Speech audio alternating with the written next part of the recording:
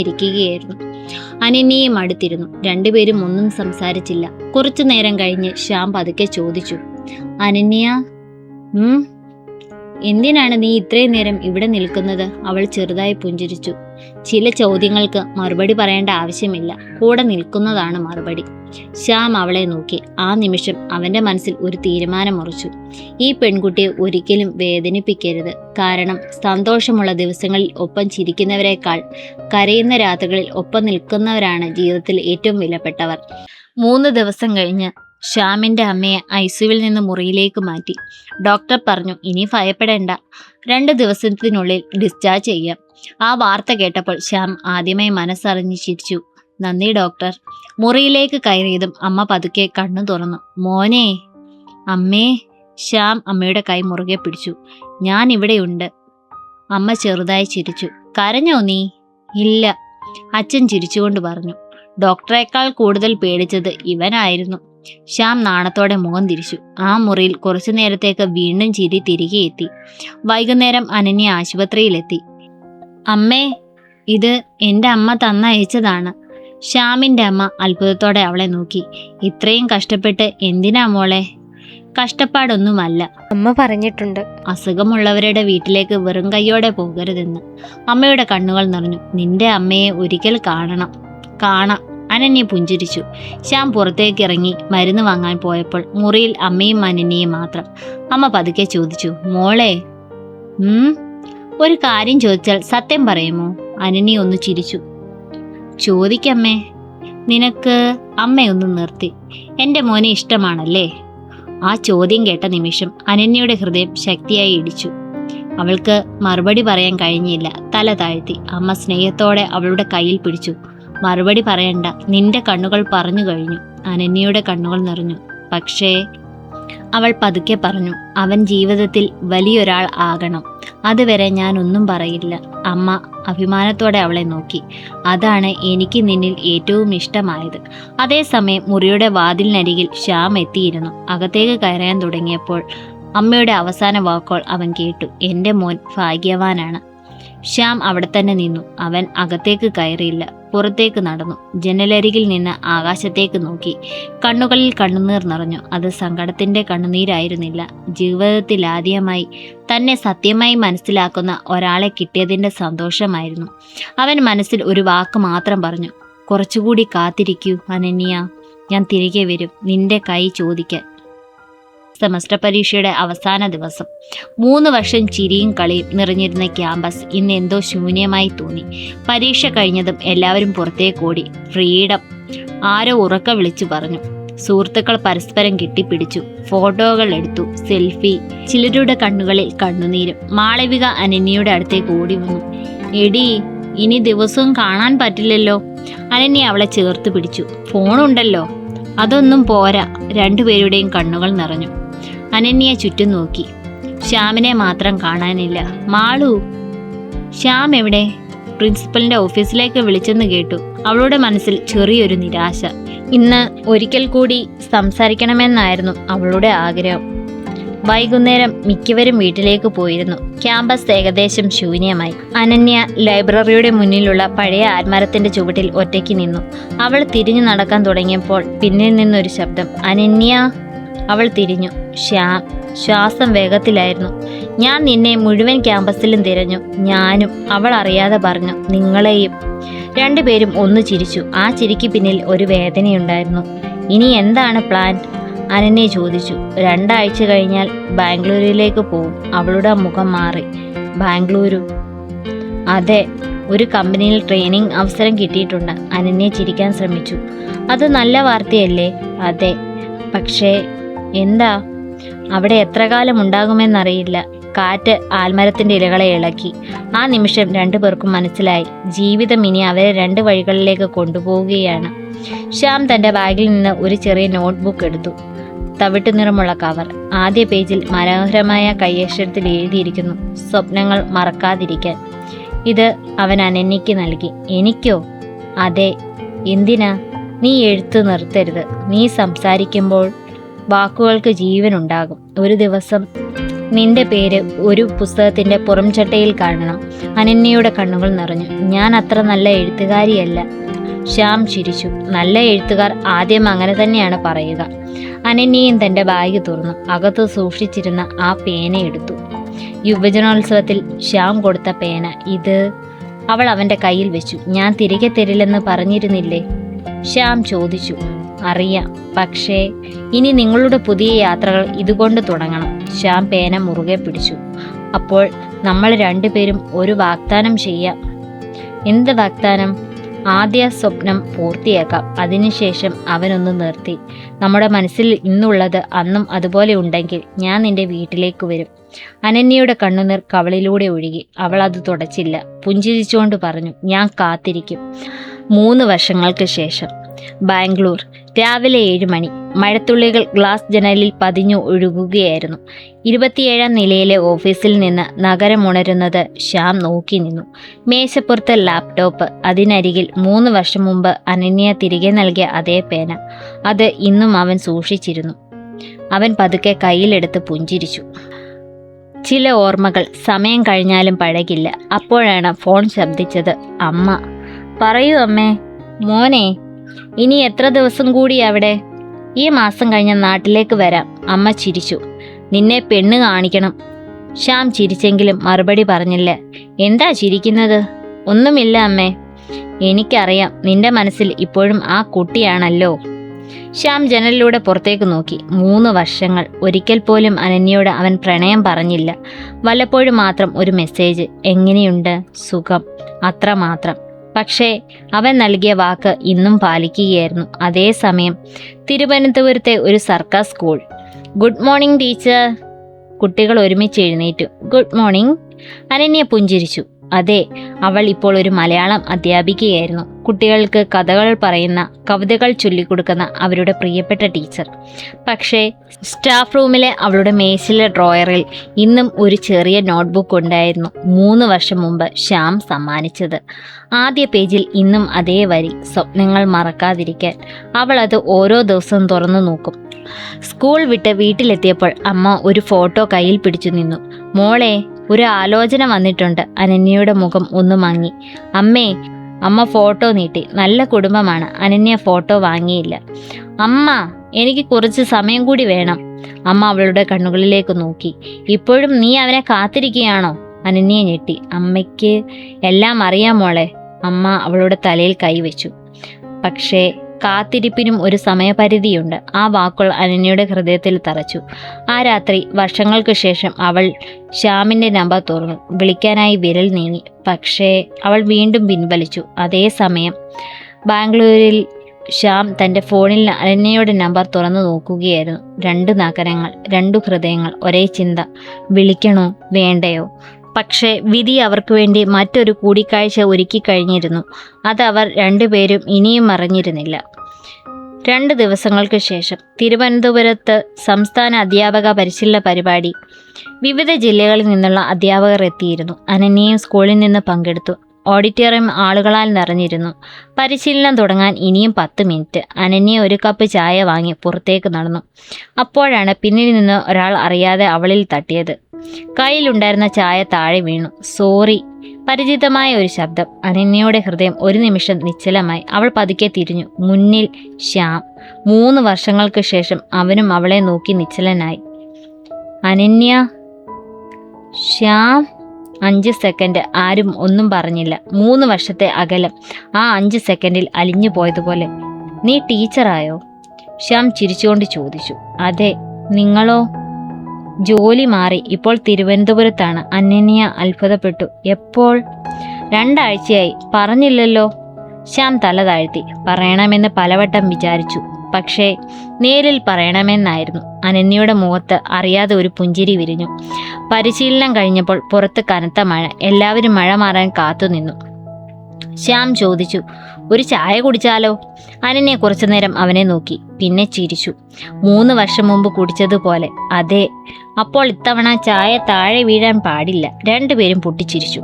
ചെറിയൊരു ചായക്കട, ജനലരികിലെ മേശ, പുറത്ത് മഴ, അകത്ത് 3 വർഷങ്ങൾക്ക് ശേഷം വീണ്ടും കണ്ടുമുട്ടിയ 2 ഹൃദയങ്ങൾ.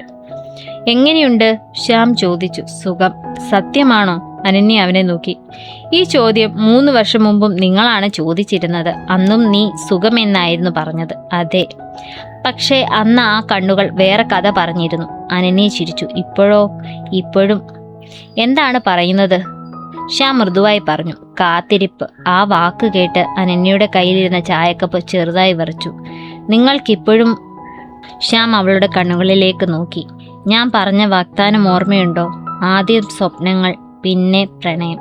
അനന്യ പതുക്കെ തലകുലുക്കി. ശ്യാം ദീർഘനിശ്വാസം വിട്ടു. എൻ്റെ സ്വപ്നത്തിൻ്റെ ആദ്യ പടി പൂർത്തിയായി. അവൻ പോക്കറ്റിൽ നിന്ന് ഒരു ചെറിയ പെട്ടിയെടുത്തു. അനന്യയുടെ ഹൃദയം ശക്തിയായി മിടിച്ചു. പക്ഷേ അതിനുള്ളിൽ മോതിരമല്ലായിരുന്നു. 3 വർഷം മുമ്പ് അവൾ തിരികെ നൽകിയ അതേ പേന. ശ്യാം അത് അവളുടെ മുന്നിൽ വെച്ചു. ഇത് ഇനി വീണ്ടും നിന്റേതാണ്. കാരണം ഇനി എൻ്റെ ജീവിതത്തിലെ അടുത്ത അധ്യായം എഴുതേണ്ടത് നമ്മൾ രണ്ടുപേരും ചേർന്നാണ്. ആ വാക്കുകൾ കേട്ടപ്പോൾ അനന്യയുടെ കണ്ണുകളിൽ കണ്ണുനീർ നിറഞ്ഞു. അവൾ ആദ്യമായി ഒന്നും മടിക്കാതെ ശ്യാമിൻ്റെ കണ്ണുകളിലേക്ക് നോക്കി. മഴ പുറത്തു പെയ്യുന്നുണ്ടായിരുന്നു. പക്ഷേ അവരുടെ ജീവിതത്തിൽ ഒരു പുതിയ പ്രഭാതം ഉദിക്കുകയായിരുന്നു. ഞായറാഴ്ച രാവിലെ അനന്യ വീടിൻ്റെ മുറ്റത്ത് തുളസിക്ക് വെള്ളം ഒഴിക്കുകയായിരുന്നു. അമ്മ അടുക്കളയിൽ തിരക്കിലായിരുന്നു. അച്ഛൻ പത്രം വായിച്ചുകൊണ്ടിരുന്നു. അപ്പോഴാണ് വീടിൻ്റെ മുന്നിൽ ഒരു കാർ വന്ന് നിന്നത്. അനന്യ അറിയാതെ അങ്ങോട്ട് നോക്കി. കാറിൽ നിന്ന് ആദ്യം ഇറങ്ങിയത് ശ്യാമിൻ്റെ അച്ഛൻ, പിന്നെ അമ്മ, അവസാനം വെളുത്ത ഷർട്ടും മുണ്ടും ധരിച്ച് ശ്യാം. ഒരു നിമിഷം അനന്യയ്ക്ക് വിശ്വസിക്കാനായില്ല. അവൾ അകത്തേക്ക് ഓടി. അമ്മേ! എന്താ മോളെ? അതിഥികൾ വന്നിട്ടുണ്ട്. അമ്മ പുറത്തിറങ്ങി. വാതിൽക്കൽ നിൽക്കുന്നവരെ കണ്ടപ്പോൾ സ്നേഹത്തോടെ പുഞ്ചിരിച്ചു. വരൂ. ശ്യാമിൻ്റെ അച്ഛൻ കൈകൂപ്പി. നമസ്കാരം. ഞങ്ങൾ കുറച്ച് ദൂരെ നിന്നാണ് വന്നത്. അറിയാം. അമ്മ അവരെ അകത്തേക്ക് ക്ഷണിച്ചു. ചായയും പലഹാരം കഴിഞ്ഞപ്പോൾ സംസാരം നിശബ്ദമായി. ശ്യാം തൻ്റെ അച്ഛനെ നോക്കി. അച്ഛൻ പതുക്കെ തുടങ്ങി. ഞങ്ങൾ വന്നത് ഒരു ബന്ധം ചോദിക്കാനാണ്. അനന്യയുടെ അച്ഛൻ ശാന്തമായി കേട്ടിരുന്നു. നിങ്ങളുടെ മകളെ ഞങ്ങളുടെ മരുമകളായി സ്വീകരിക്കാൻ ആഗ്രഹിക്കുന്നു. മുറി വീണ്ടും നിശബ്ദമായി. അനന്യ അടുക്കളയുടെ വാതിലിന് പിന്നിൽ നിന്ന് എല്ലാം കേൾക്കുന്നുണ്ടായിരുന്നു. അവളുടെ ഹൃദയം ശക്തിയായി മിടിച്ചു. കുറച്ചു നേരം കഴിഞ്ഞ് അനന്യയുടെ അച്ഛൻ പതുക്കെ ചോദിച്ചു, അനന്യയ്ക്ക് ഈ വിവാഹത്തിന് സമ്മതമാണോ? ശ്യാം എഴുന്നേറ്റു. അങ്കിൾ, അത് ആദ്യം അവളാണ് പറയേണ്ടത്. അവളുടെ സമ്മതമില്ലാതെ ഈ വിവാഹം നടക്കരുത്. ആ വാക്കുകൾ കേട്ടപ്പോൾ അനന്യയുടെ അച്ഛൻ്റെ മുഖത്ത് ഒരു പുഞ്ചിരി വിരിഞ്ഞു. അപ്പോൾ അവളെ വിളിക്കാം. അമ്മ അനന്യയെ വിളിച്ചു. അവൾ പതുക്കെ ഹാളിലേക്ക് വന്നു. തല താഴ്ത്തി നിന്നു. അച്ഛൻ സ്നേഹത്തോടെ ചോദിച്ചു, മോളെ, നിനക്ക് എന്താണ് പറയാനുള്ളത്? മുറിയിൽ എല്ലാവരുടെയും കണ്ണുകൾ അവളിലായിരുന്നു. അനന്യ ഒരു നിമിഷം ശ്യാമിനെ നോക്കി. അവൻ്റെ കണ്ണുകളിൽ തിരക്കോ നിർബന്ധമോ ഉണ്ടായിരുന്നില്ല. അവൾ പതുക്കെ പറഞ്ഞു, അച്ഛാ, എനിക്ക് സമ്മതമാണ്. ആ വാക്ക് കേട്ടതും ശ്യാമിൻ്റെ അമ്മയുടെ കണ്ണുകൾ നിറഞ്ഞു. അവൾ അനന്യയുടെ അടുത്തെത്തി അവളുടെ കൈ പിടിച്ചു. ഇനി നീ ഞങ്ങളുടെ മകളും കൂടിയാണ്. അനന്യയുടെ അമ്മയും അത് കണ്ട് കണ്ണുനീർ തുടച്ചു. അന്ന് 2 കുടുംബങ്ങൾ തമ്മിൽ ഒരു വിവാഹം മാത്രമല്ല ഉറപ്പിച്ചത്. 2 വീടുകൾ ഒരു കുടുംബമായി മാറുകയായിരുന്നു. പുറത്ത് മഴയ്ക്ക് ശേഷം സൂര്യൻ പതിയെ തെളിഞ്ഞു. ആ വെളിച്ചം പോലെ തന്നെ ശ്യാമിൻ്റെയും അനന്യയുടെയും ജീവിതം ഒരു പുതിയ തുടക്കത്തിലേക്ക് നടന്നു. വിവാഹദിനം പുലർച്ചെ മുതൽ ആ വീട് ഉത്സവ ലഹരിയിലായിരുന്നു. മുറ്റം നിറയെ ബന്ധുക്കൾ, അടുക്കളയിൽ പാചകത്തിൻ്റെ തിരക്ക്, ഉമ്മർത്ത ചിരികളും തമാശകളും. മുറ്റത്ത് കെട്ടിയ പന്തലിൽ മഞ്ഞയും വെള്ളയും നിറമുള്ള പൂക്കൾ കാറ്റിൽ പതിയെ ആടിക്കൊണ്ടിരുന്നു. അമ്പലത്തിലെ മാന്യനാദം കേട്ടതോടെ മുഹൂർത്തത്തിന് സമയമായി എന്ന് ആരോ വിളിച്ചു പറഞ്ഞു. മുറിക്കുള്ളിൽ കണ്ണാടിക്ക് മുന്നിൽ അനന്യ ഇരിക്കുകയായിരുന്നു. കസവ് സാരിയിൽ, മുല്ലപ്പൂ ചൂടിയ മുടിയിൽ, നെറ്റിയിൽ ചുവന്ന കുങ്കുമപ്പൊട്ടും കഴുത്തിൽ മിന്നുന്ന മാലയും. ഇന്നലെ വരെ എല്ലാവരുടെയും കുറുമ്പുകാരിയായിരുന്ന പെൺകുട്ടി ഇന്ന് ഒരു വധുവായിരുന്നു. പക്ഷേ ആ മുഖത്ത് സന്തോഷത്തേക്കാൾ കൂടുതൽ കാണാനായത് ഒരു ചെറിയ പരിഭ്രമമായിരുന്നു. അമ്മ പതുക്കെ അവളുടെ അടുത്ത് വന്നു. കവിളിൽ കൈവച്ച് ചോദിച്ചു, എന്താ മോളെ, പേടിയുണ്ടോ? അനന്യ ചെറുതായി ചിരിച്ചു. കുറച്ചുണ്ടമ്മേ. അമ്മ അവളുടെ നെറ്റിയിൽ ഒരു ഉമ്മ നൽകി. ഇന്നു മുതൽ നീ മറ്റൊരു വീട്ടിലേക്ക് പോകുന്നില്ല. നിന്നെ ജീവനേക്കാൾ സ്നേഹിക്കുന്ന ഒരാളുടെ ജീവിതത്തിലേക്കാണ് പോകുന്നത്. ആ വാക്കുകൾ കേട്ടപ്പോൾ അനന്യയുടെ കണ്ണുകൾ അറിയാതെ നിറഞ്ഞു. അതേസമയം മണ്ഡപത്തിൽ ശ്യാം ഇരിക്കുകയായിരുന്നു. വെളുത്ത കസവുമുണ്ടും ഷർട്ടും ധരിച്ച്, മുഖത്ത് ശാന്തമായ ഒരു പുഞ്ചിരി. പക്ഷേ അവൻ്റെ കണ്ണുകൾ ഇടയ്ക്കിടെ മണ്ഡപത്തിൻ്റെ പ്രവേശന കവാടത്തിലേക്ക് നീളുന്നുണ്ടായിരുന്നു. അവൻ കാത്തിരുന്നത് ഒരു നിമിഷത്തിനായിരുന്നു. പെട്ടെന്ന് നാദസ്വരം ഉച്ചത്തിൽ മുഴങ്ങി. എല്ലാവരുടെയും കണ്ണുകൾ ഒരേ ദിശയിലേക്ക് തിരിഞ്ഞു.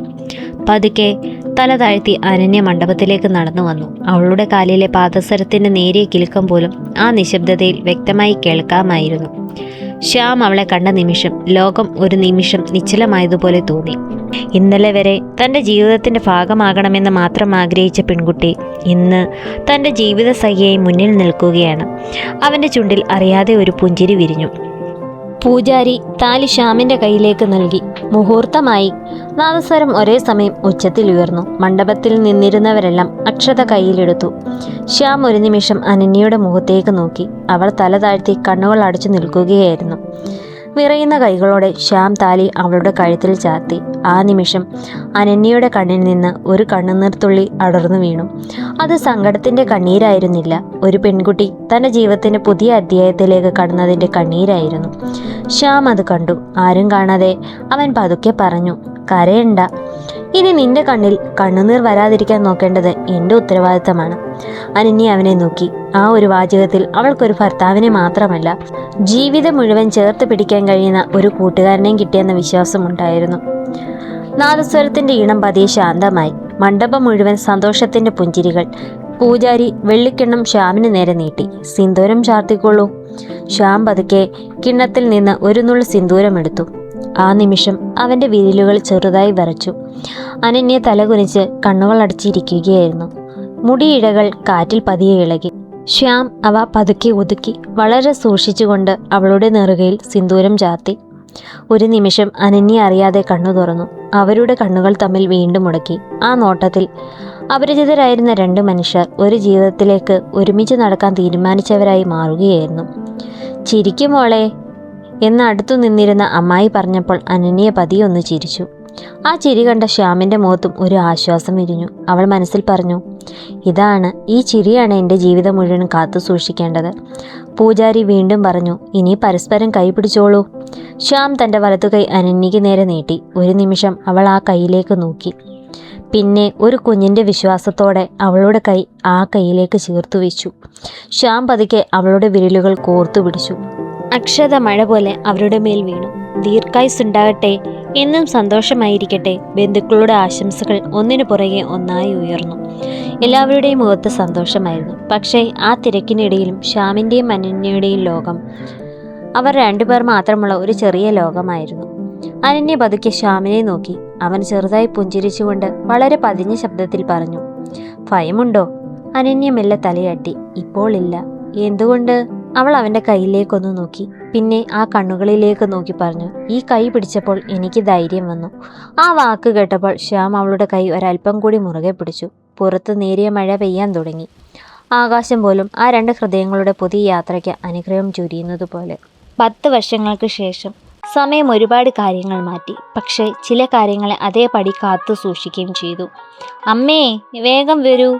7 വയസ്സുള്ള ഒരു കൊച്ചു പെൺകുട്ടി വീടിൻ്റെ മുറ്റത്തുകൂടെ ഓടി വന്നു. അച്ഛൻ വീണ്ടും പകുതി കഥയിൽ നിർത്തി. അടുക്കളയിൽ നിന്ന് അനന്യ ചിരിച്ചുകൊണ്ട് പുറത്തു വന്നു. വീണ്ടും തുടങ്ങിയോ രണ്ടുപേരും? മുറ്റത്തെ ഊഞ്ഞാലിൽ ശ്യാം ഇരിക്കുകയായിരുന്നു. മടിയിൽ ഒരു ചെറിയ പുസ്തകം. അതിനരികിൽ 10 വർഷം മുമ്പ് അനന്യയ്ക്ക് സമ്മാനിച്ച അതേ പേന. ഇന്നും അത് എഴുതുന്നുണ്ടായിരുന്നു. അച്ഛാ, കൊച്ചു പെൺകുട്ടി ചിണുങ്ങി. കഥ മുഴുവൻ പറയാമെന്ന് പറഞ്ഞതല്ലേ? ശ്യാം അവളെ മടിയിലിരുത്തി. അപ്പോൾ കേൾക്കൂ. ഒരിടത്ത് ശ്യാം കഥ തുടർന്നു. ഒരു ആൺകുട്ടിയും ഒരു പെൺകുട്ടിയും ഉണ്ടായിരുന്നു. മകൾ ഉടനെ ചോദിച്ചു, അവരുടെ പേരെന്തായിരുന്നു? ശ്യാം അനന്യയെ നോക്കി ഒന്ന് ചിരിച്ചു. അതിപ്പോൾ പറയില്ല. പിന്നെ? അവർ ആദ്യം നല്ല സുഹൃത്തുക്കളായിരുന്നു. പിന്നീട് പരസ്പരം മനസ്സിലാക്കി. ഒരുപാട് കാത്തിരുന്നു. ഒടുവിൽ വിവാഹം കഴിച്ചു. മകൾ കുറച്ചു നേരം ആലോചിച്ചു. പിന്നെ അപ്രതീക്ഷിതമായി ചോദിച്ചു, അച്ഛാ, ആ കഥയിലെ ആൺകുട്ടി നിങ്ങളല്ലേ? ശ്യാം അത്ഭുതപ്പെട്ടു. അങ്ങനെ തോന്നുന്നോ? അതെ. പെൺകുട്ടി അമ്മയും. അനന്യ ചിരിച്ചു. എങ്ങനെ മനസ്സിലായി? മകൾ അഭിമാനത്തോടെ പറഞ്ഞു, നിങ്ങൾ അമ്മയെ നോക്കുമ്പോൾ ഇപ്പോഴും കഥയിലെ ആ ആൺകുട്ടി നോക്കുന്നത് പോലെയാണ്. ആ വാക്ക് കേട്ടപ്പോൾ ശ്യാമും അനന്യയും പരസ്പരം നോക്കി. വർഷങ്ങൾ കഴിഞ്ഞിട്ടും ആ നോട്ടത്തിൽ ഒരു മാറ്റവും വന്നിരുന്നില്ല. വൈകുന്നേരം മഴ പതുക്കെ പെയ്യാൻ തുടങ്ങി. ശ്യാം വരാന്തയിൽ നിന്നു. അനന്യ അടുത്തെത്തി. എന്താണിത്ര ആലോചിക്കുന്നത്? ആദ്യമായി നിന്നെ കണ്ട ദിവസം. Bus stand. അതെ, അന്ന് ഞാൻ ബൈക്ക് നിർത്തിയില്ലെങ്കിൽ. അനന്യ ചിരിച്ചു. അപ്പോൾ നമ്മുടെ ജീവിതം എങ്ങനെയാകുമായിരുന്നു? അനന്യ അവൻ്റെ കയ്യിൽ കൈ ചേർത്തു. ചില കണ്ടുമുട്ടലുകൾ നമ്മൾ തീരുമാനിക്കുന്നതല്ല, ദൈവം തീരുമാനിക്കുന്നതാണ്. ശ്യാം തലകുലുക്കി. അതെ, പക്ഷേ ആ ബന്ധം നിലനിർത്തുന്നത് നമ്മളാണ്.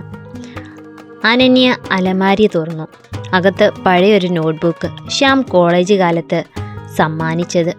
ആദ്യ പേജിൽ ഇന്നും അതേ വരി, സ്വപ്നങ്ങൾ മറക്കാതിരിക്കാൻ. അവൾ അവസാന പേജ് തുറന്നു. അവിടെ ഒരു പുതിയ വരി എഴുതി, സ്വപ്നങ്ങൾ സഫലമായാലും സ്നേഹം പുതുതായി സൂക്ഷിക്കണം. അവൾ പുസ്തകം അടച്ചു. ശ്യാം അടുത്തു വന്നു. എന്താണ് എഴുതിയത്? നമ്മുടെ കഥയുടെ അവസാന വരി. അവസാനമോ? അനന്യ പുഞ്ചിരിച്ചു. അല്ല, ഓരോ ദിവസവും വീണ്ടും തുടങ്ങുന്ന ഒരു കഥയ്ക്ക് അവസാനമുണ്ടാകില്ല. ശ്യാം അവളുടെ നെറ്റിയിൽ പതുക്കെ ഒരു ചുംബനം നൽകി. പുറത്തു മഴ വീണ്ടും ശക്തമായി. ആദ്യ കണ്ടുമുട്ടലിന് സാക്ഷിയായ മഴ ഇന്നും അവരുടെ ജീവിതത്തിന് സാക്ഷിയായി പെയ്യുകയായിരുന്നു.